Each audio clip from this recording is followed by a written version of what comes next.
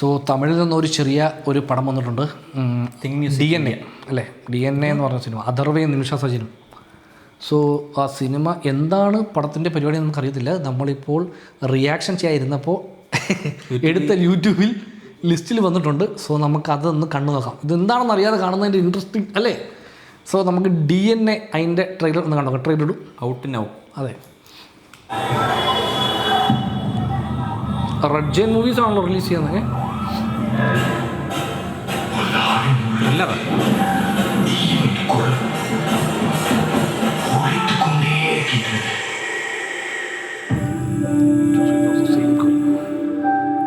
அவங்களை எண்ணி பார்க்க கூடாது. நார்மலா இருக்கிற பொண்ணுங்களுக்கு வரணும் அமைறதே ரொம்ப கஷ்டமா இருக்கு. உன்ன மாதிரி உருவாக்குற நாய் நம்ம எவ்வளவு வருவா? உங்களுக்கு பிடிச்சிருக்குதானே?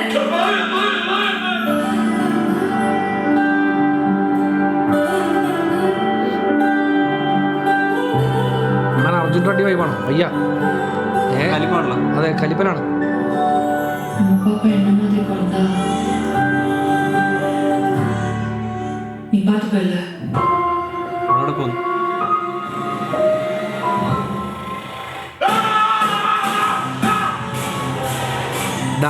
ഡാഡാ ജിപ്സി എൻ്റെ മേക്കർ. சீரியஸா மென்டல் இல்னஸ் இருந்ததா?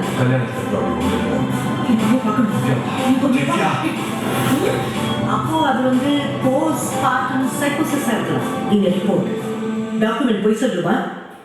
அப்ப நான் போய் சொல்றேன். ட்ரைமா இல்ல சிதிலா சொல்லலாம். ட்ரை ഒരു നാൾ കൂത്ത് മോൺസ്റ്റർ ഫറാന. பிளான் போடுறது ஜெயில தான் நடக்கும். இதை செய்ய சார். உங்க குடும்பமே கூட ஹாஸ்பிட்டல் கிட்ட வர ரிப்போர்ட் கொடுத்துருக்காங்க. நீ சொல்றதுக்கு யாரும் நம்ப மாட்டேங்கிறாங்க. குடும்பத்தை பத்தி கவலை இல்லாம இதெல்லாம் செய்யலடா செத்துருவாங்க.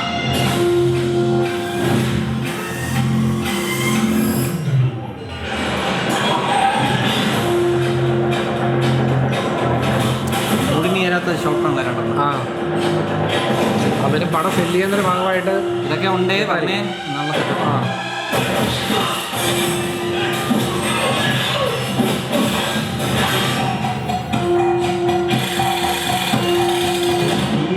DNA 22 hours എന്ന് അതിനകത്ത് എഴുതിയിട്ടുണ്ട്. കാണാം, ഡിക്കകത്ത് 22 hours എന്ന് എഴുതിയിട്ടുണ്ട്. 22 hours നടക്കുന്ന കഥയാണ്. DNA എന്തോ സംഭവിച്ചിട്ടുണ്ട്, പക്ഷെ എന്തോ സംഭവിച്ചെന്ന് മനസ്സിലായില്ല. പിന്നെ ഇതിൻ്റെ ഡയറക്ടറുണ്ട്. ഇപ്പോൾ അവർ എഴുതി കാണിച്ച ഒരു നാൾ കൂത്ത് മോൺസ്റ്റർ ഫറാന. ഈ ആക്ച്വലി ഈ ഒരു നാൾ കൂത്ത് എന്ന് പറഞ്ഞ പടം ഭയങ്കര ഒരു റോം കോം ലൈനിൽ സാധനമായിരുന്നു. അതിൽ നല്ല കുറേ പാട്ടുണ്ടായിരുന്നു. ജസ്റ്റിൻ പ്രഭാരം മ്യൂസിക് ചെയ്ത് കൂടാ കുറേ നല്ല അടിപൊളി പാട്ടുണ്ടായിരുന്നു. ഈ മോൺസ്റ്റർ എന്ന് പറയുന്നത് ഏതാണെന്ന് മനസ്സിലായോ?